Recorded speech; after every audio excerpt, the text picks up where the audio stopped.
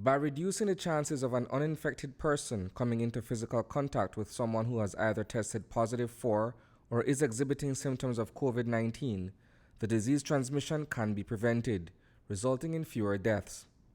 This is the principle of social distancing, one of several non-pharmaceutical measures taken to stop the spread of coronavirus.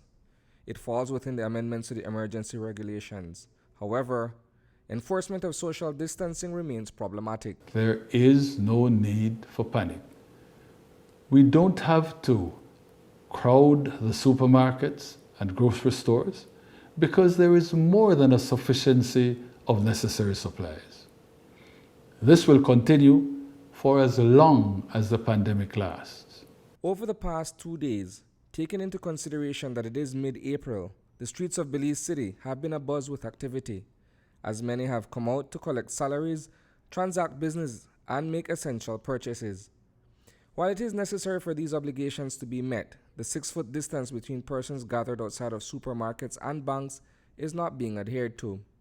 The deaths of Hubert Pipersberg and Conrad Everett should strike a chord as to the need for maintaining physical distance. It is also a reminder, coming to us in the worst possible way, of the need for all Belizeans to treat this terrible virus with the grave seriousness it deserves. No one need doubt that such a reminder is necessary. Every day since the declaration of the state of emergency, the police have had to arrest scores of persons for breaking curfew and breaching the stay-at-home and social distancing regulations. Scores of residents stood outside in the mid-morning heat awaiting their turn to collect relief assistance at the Samuel Haynes Institute on Mahogany Street.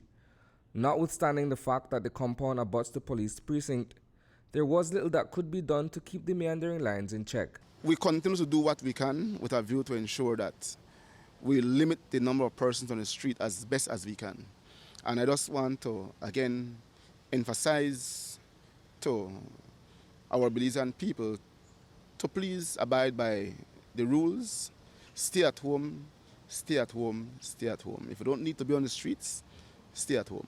At a time when food supplies in many households have dwindled, it is the most difficult advice to give, despite the need to stem the spread of the virus. To slow down its spread in an effort to avoid overburdening the healthcare system, measures including the closing of schools and workplaces, restricting the movement of people, and cancellations of mass gatherings are in effect, but the police department continues to grapple with social distancing. Reporting for News 5, I am Isani Cayetano.